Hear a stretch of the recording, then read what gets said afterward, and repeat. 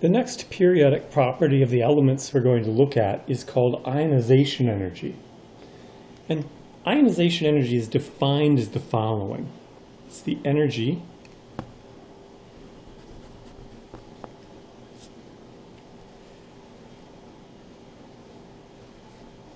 required, so it costs energy to remove an electron from an atom or ion in the gaseous state.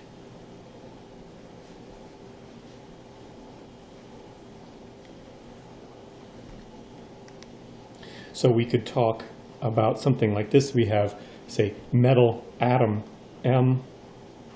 It's in the gas state.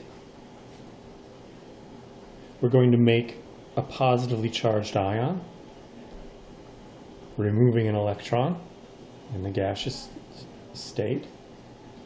Okay, this would be called, well, so we can remove it from an atom, or we can remove even, say for example, an electron from an ion, and we'd have that. If we were to do this, we can think about doing this successively. Because we can think about that, we remove this first electron. This is called the first ionization energy.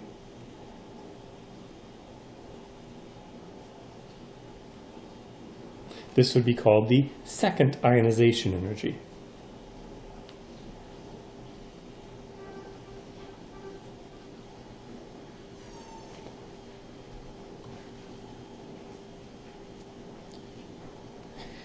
These values are generally given in kilojoules per mole of energy required to remove the electron. All right. Now, this is a table I just want you to look at about ionization energies. And this is table 8.3 in your textbook. And what we're looking at here is that there's a couple of things I wanted to point out. Let's look at, for example, the energy required to take one electron from helium. Okay, so it costs a certain amount of energy to take one electron from helium. Note that the second electron that you take from helium costs more energy. Carbon, let's do the same comparison. The removal of successive electrons requires more and more energy, you'll see.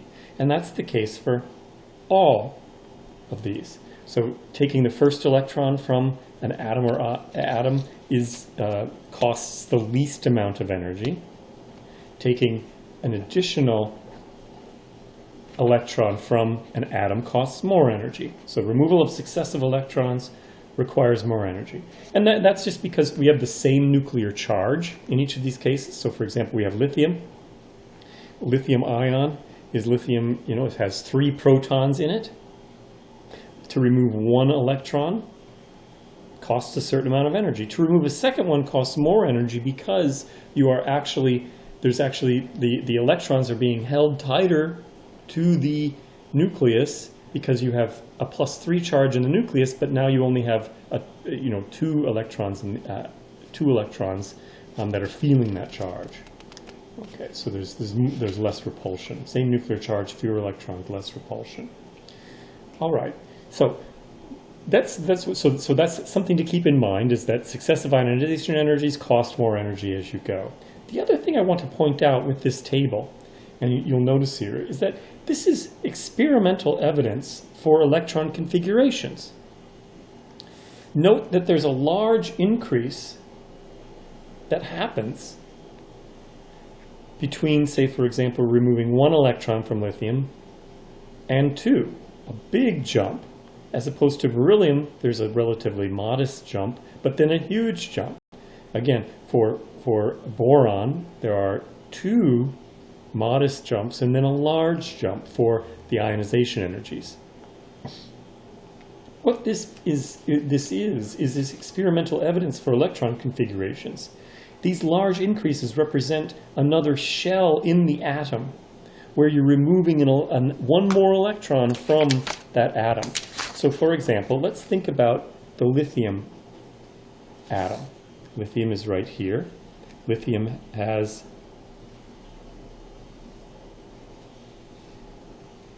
an electron configuration of 1s2, 2s1. Taking off one electron, in other words, removing this electron from the 2s shell, right, costs a certain amount of energy. Breaking, so if we remove that, we still have the 1s2. Breaking this costs even more energy. So there's a huge increase that represents this additional shell in the atom. For example, with carbon, 1, 2, 3, 4. So removing 1 costs some energy, removing 2 costs more energy, removing 3, being isoelectronic, if you will, with lithium, costs more energy.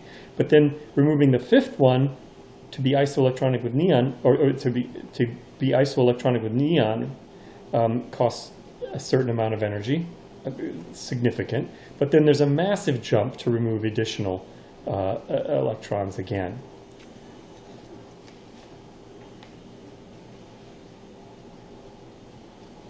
Sorry, the carbon, let's try that again. The carbon, so to remove 1 electron would be like boron.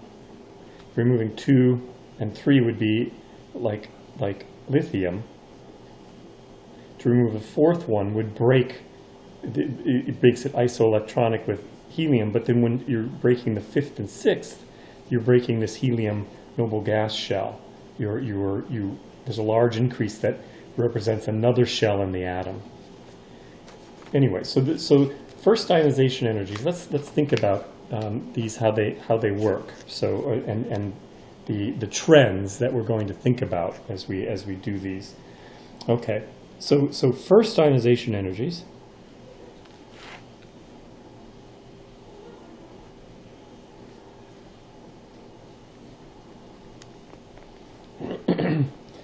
What we're going to see is that it will increase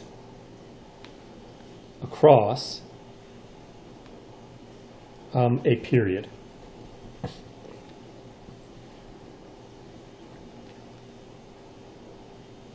Okay, so let's look at a periodic table here.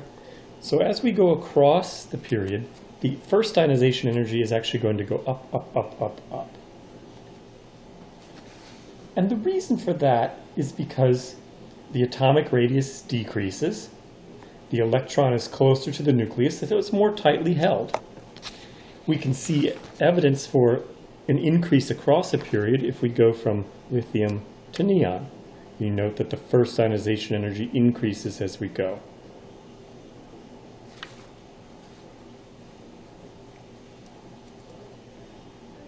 Okay. You also may see that there's a discrepancy, a small discrepancy here. Okay. There might be some dependence on quantum number, say for example with oxygen.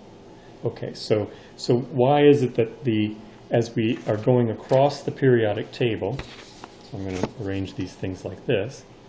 So as we're going from lithium, beryllium, boron, carbon, and nitrogen, the first ionization energy goes up, up, up, up, up. But then when we get to oxygen, the first ionization energy went down just a little bit.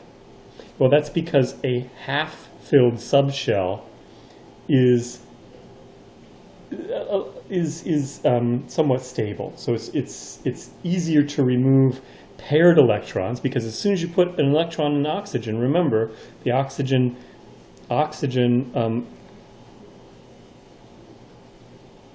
electron configuration would be 1s2, 2s2, 2p, 1, 2, 3, 4, 2p, 4.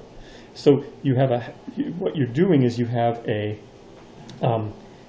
paired electron, right? Because the 2s and the 2p orbitals in oxygen look like that. So what's happening is with oxygen, it looks like this. There's a paired electron. this takes a bit of energy to put two electrons into the same orbital because of their Coulombic propulsion. So therefore, it's just a little bit easier to remove an electron from oxygen. But so that is an exception. But for the most part, as we go across a period, the atomic radius will decrease. So we'll make our cartoon periodic table. This would be first ionization energy.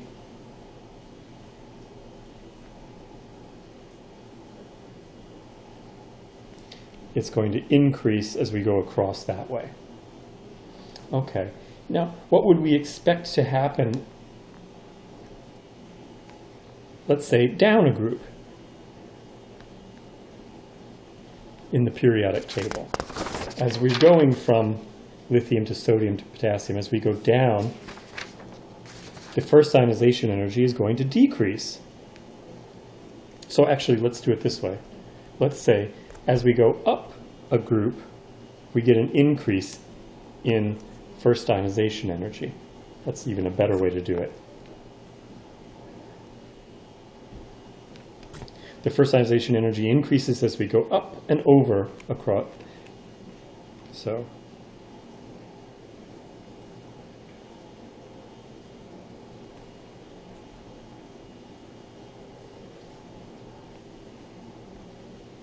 we're going to increase as we go up group. This is actually easier to remember, I think, than thinking about it as decreasing down a group. So increases as we go up and over. Okay, and what's happening here is that the valence electrons are further from the nucleus, so therefore they are going to be easier to remove.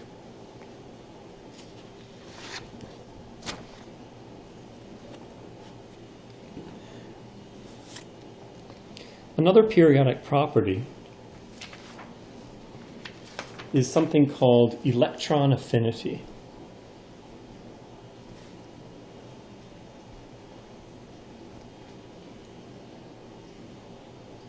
And what electron affinity is the energy that's released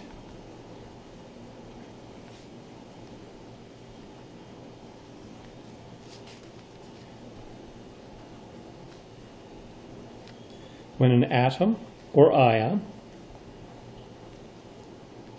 gains an electron in the gaseous state.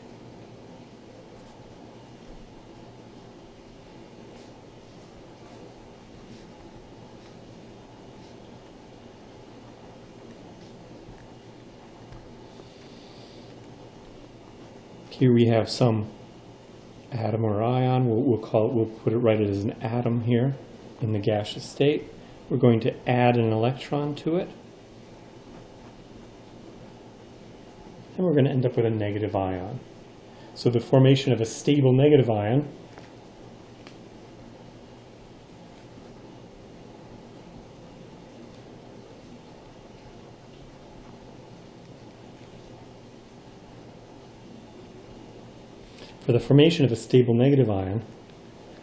electron affinity is negative.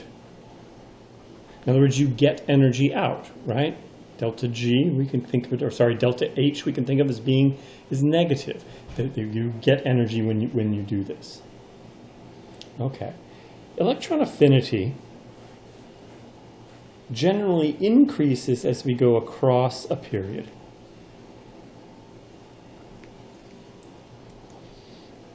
Okay.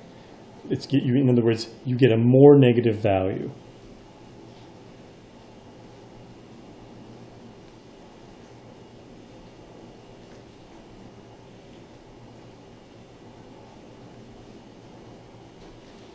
Right, because electron affinity, you get energy out as long as you're forming a stable negative ion. Okay, so as we go across the periodic table from here to here, the electron affinity is going to go up and up and up.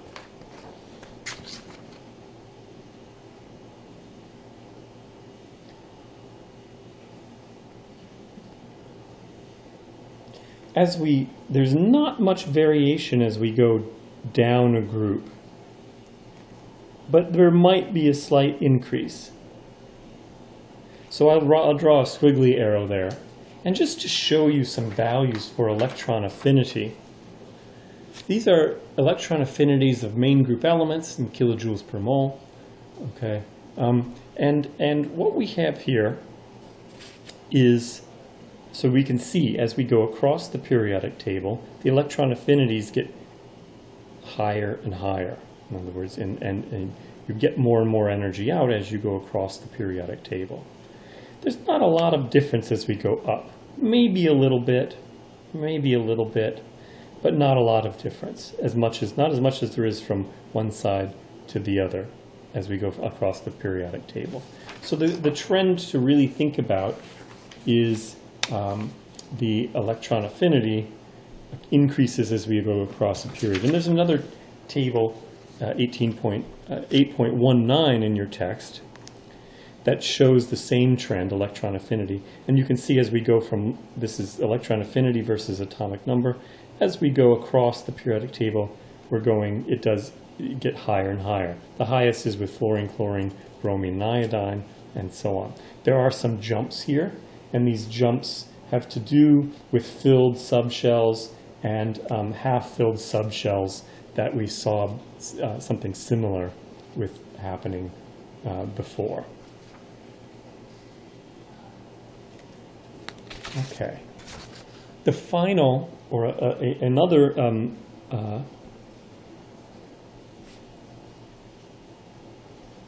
periodic property is one called metallic character. And as you remember, so one of the things from one of the things we looked at early in the semester was the periodic table. This isn't the one from your book, but you recall that the things in blue were metals, things in orange were nonmetals, and the things here were called metalloids, sort of somewhere in between. So you can probably guess what the trends for metallic character are, and that is the following. So if we look at the periodic table, metals, things on the left-hand side of the periodic table, these things here, tend to lose electrons in chemical reactions.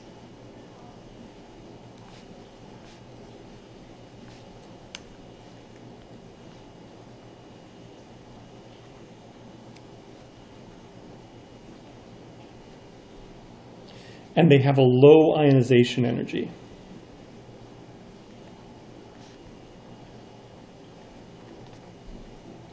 Nonmetals,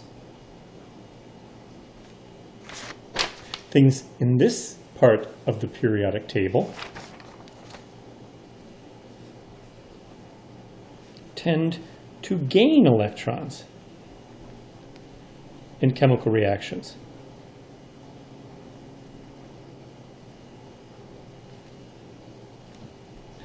In other words, they have a high electron affinity.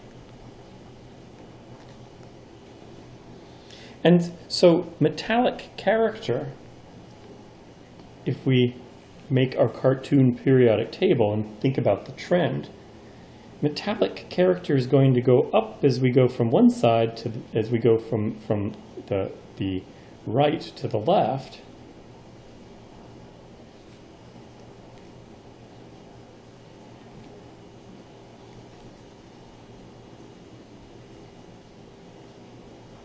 So the likelihood that an element will tend to lose an electron in a chemical reaction, in other words, it has a low ionization energy, will be in this part, will go up as we go over and down. So this area of the periodic table, this lower part of the periodic table, is where you're very likely to lose electrons in chemical reactions. Very favorable, energetically favorable. Okay. Whereas nonmetals tend to gain electrons in chemical reactions. We saw electron affinity becomes more favorable as we have, say, over in this area. And that's why we would have a high electron affinity and a very low metallic character, which means, in other words, there's very little tendency to lose an electron in a chemical reaction.